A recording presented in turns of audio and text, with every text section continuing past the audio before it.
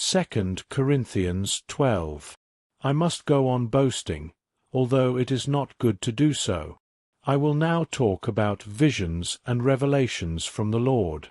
I know a man in Christ who 14 years ago, whether in the body or out of the body I do not know, God knows, was caught up to the third heaven. And I know that this man, whether in the body or apart from the body I do not know, but God knows, was caught up into paradise and heard inexpressible things, things that no one is permitted to tell.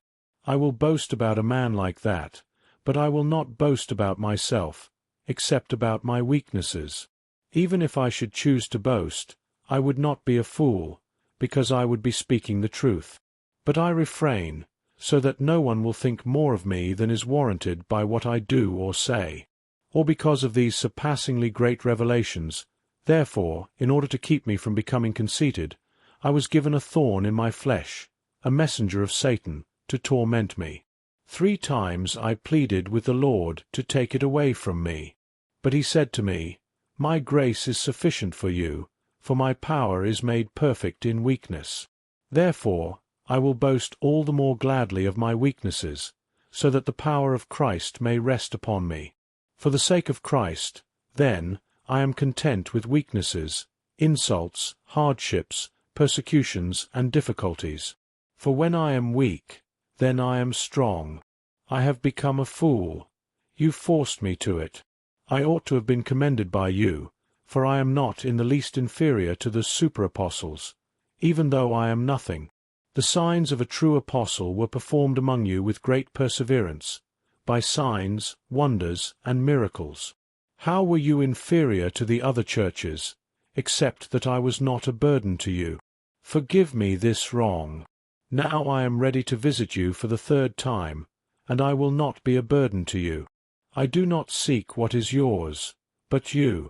For children ought not to lay up for their parents, but parents for their children. I will most gladly spend and be spent for your souls. If I love you more, am I to be loved less? But be it so, I did not burden you. Nevertheless, I was crafty, and I caught you by guile. Did I exploit you through any of the men I sent to you? I urged Titus to go, and I sent our brother with him. Did Titus take advantage of you?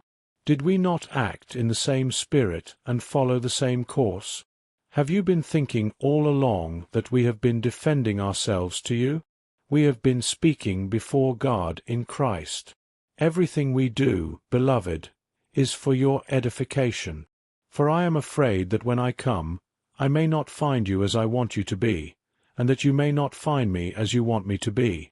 I fear that there may be quarreling, jealousy, outbursts of anger, factions, slander, gossip, arrogance, and disorder.